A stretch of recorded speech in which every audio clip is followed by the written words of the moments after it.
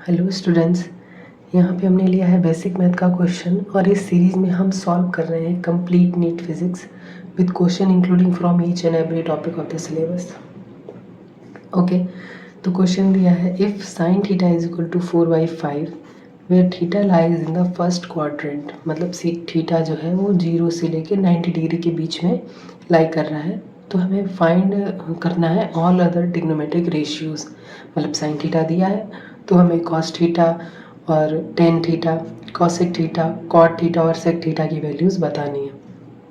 ठीक है, तो जो हमारा ट्रिग्नोमेट्रिक जो रेशियोज़ हैं वो राइट एंगल ट्रायंगल पर ही वैलिड होते हैं और किसी ट्रायंगल पर ये नहीं लगते। तो हमें ये देखना है कि ये जो रेशियो हमें दिया है ये किस ट्रायंगल से आया है। ओके, तो लेट्स सी, ये बहुत फेमस पाइथागोरियन ट्रिपलेट है। अगर ये याद है तो भी आप कर सकते हैं, नहीं याद है तो बेसिक फार्मूले से भी कर सकते हैं। 3, 4 और 5 ये मतलब बहुत ज़्यादा यूज़ होता है फिज़िक्स में, तो ये आप डायरेक्टली याद भी कर सकते हैं कि एक पाइथागोरियन ट्रिपलेट है। पाइथागोरियन ट्रिपलेट का मतलब होता है 3 साइड ऐसी जो पाइथागोरस थ्योरम को सेटिस्फाई करती हो। मतलब 3 का जो स्क्वायर है प्लस 4 का स्क्वायर इज इक्वल टू 5 का स्क्वायर होता है। ठीक है, तो ये पाइथागोरस थ्योरम को सेटिस्फाई करता है। तो ये जो ट्रायंगल है वो पाइथागोरियन ट्रिपलेट है। ठीक है, तो ये जो और इसमें जो एंगल्स होते हैं ये 90 है। छोटी साइड के सामने छोटा एंगल होता है 37 और बड़ी साइड के सामने बड़ा एंगल होता है 53 डिग्रीज। ठीक है, और सबका सम 180 होगा। ठीक है, तो जिसको नहीं याद है वो इसको ऐसे निकाल भी सकता है कि जो हमारा साइन थीटा जो है वो 4/5 दिया है और साइन थीटा बराबर होता है परपेंडिकुलर अपॉन हाइपोटेनियस के। ठीक है, तो यहाँ से परपेंडिकुलर अगर 4 है तो हाइपोटेनियस 5 है। ठीक है, और पाइथागोरस थ्योरम हम लगा सकते हैं p² plus b² is equals to h²। p मतलब हमारा जो परपेंडिकुलर है वो 4 है, 4 का स्क्वायर 16 प्लस b हमें नहीं पता निकालना है, और h यानी कि 5 का स्क्वायर 25। तो b² यहाँ से हो जाएगा 25/16 यानी कि 9, और b² की वैल्यू 9 है तो v इज इक्वल टू 3 आ जाएगा। आप ऐसे भी निकाल सकते हैं और फिर इसको निकालने के बाद आप डायरेक्ट याद कर लीजिए क्योंकि ये बहुत बार यूज़ होगा फिजिक्स में।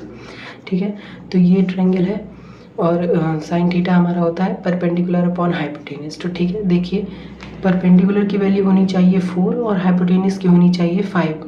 वो रेशियो हमें इसमें से लेना है, यानी कि 4 ये हो गया हमारी साइड परपेंडिकुलर और ये हो गई हमारी हाइपोटेनियस की साइड। ये हाइपोटेनियस हो गया, ये हो गया परपेंडिकुलर, यानी कि इस एंगल के लिए ये रेशियो लिखा गया है। ठीक है, मतलब ये जो 53 यहाँ पे जो साइन थीटा की वैल्यू दी है वो साइन 53 की वैल्यू दी है 4/5। तो इस ट्रायंगल में बाकी ट्रिग्नोमेट्रिक रेशियोज हमें लिखने हैं। कैसे, तो हम कैसे लिखेंगे, देखिए साइन थीटा तो दिया हुआ है, कॉस थीटा लिखते हैं। Cos theta is equals to base upon hypotenuse होता है। ठीक है, तो अगर ये एंगल परपेंडिकुलर है और ये इस मतलब परपेंडिकुलर वो होता है जो एंगल के जस्ट सामने होता है। ठीक है, अगर हम इस एंगल के लिए रेशियो लिखेंगे तो ये हमारा परपेंडिकुलर हो जाएगा। ठीक है, परपेंडिकुलर और बेस जो है वो मतलब उसका जो रेफरेंस है वो एंगल पे डिपेंड करता है। एंगल जिन साइड से लगा होगा वो बेस होती है। अगर हम इस एंगल के लिए लिखेंगे तो ये बेस होगा और इस एंगल के लिए लिखेंगे तो ये बेस होगा, और सामने वाली जो साइड आती है वो परपेंडिकुलर होती है। इस एंगल के लिए ये परपेंडिकुलर है और इस एंगल के लिए ये परपेंडिकुलर है। बहुत सारे बच्चों को ये मिसकंसेप्शन होता है कि जो साइड नीचे लिखी होती है वही बेस होती है, ऐसा नहीं है। ठीक है, जो एंगल के सामने है वो परपेंडिकुलर है रिस्पेक्टिव एंगल के लिए। ये इसके लिए परपेंडिकुलर है और ये इसके लिए परपेंडिकुलर है। होप सो ये क्लियर हो गया होगा।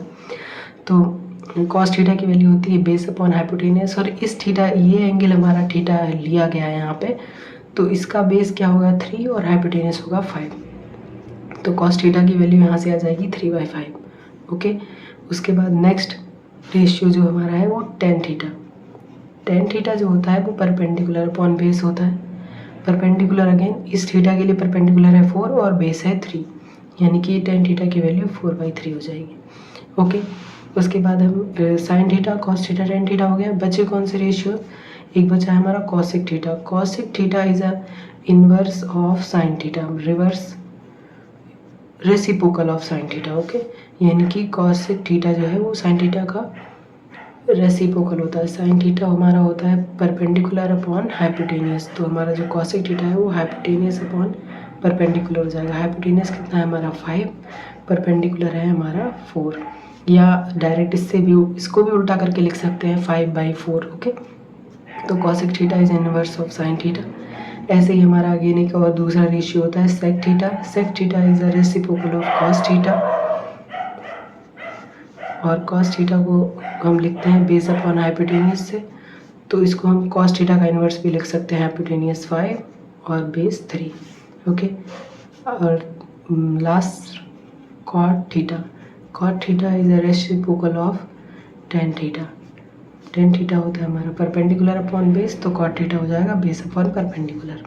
ओके, तो ये हो जाएगा 3/4, इसका रेसिप्रोकल लिख देंगे। ओके, तो ऐसे लिखते हैं हम सारे ट्रिग्नोमेट्रिक रेशियोज। ये 6 बेसिक ट्रिग्नोमेट्रिक रेशियोज होते हैं, मतलब यही होते हैं 6 के 6।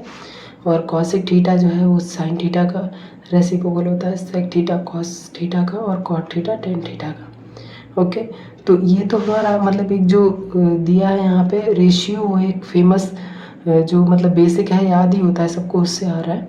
तो अगर कहीं पे ऐसा कोई ट्रायंगल दिया हो जिसकी साइड्स आपको नहीं याद हो, तो उसके लिए हम ये बेसिक मेथड्स यूज़ करते हैं कि अगर हमें नहीं पता है तीसरी साइड उस ट्रायंगल की क्या होगी, तो हम इस फॉर्मूले से लगा के बेस मतलब तीसरी साइड निकाल लेते हैं, और जब तीनों साइड मिल जाएंगी तो रेशियोज तो मिल ही जाएंगे। ठीक है, तो होप सो आप ये समझ गए होंगे क्वेश्चंस। अगर इसमें बेसिक है समझ ही गए होंगे, अगर फिर भी कोई डाउट है कहीं पे तो आप कमेंट्स में लिख सकते हैं, मैं आंसर कर दूँगी। And thank you.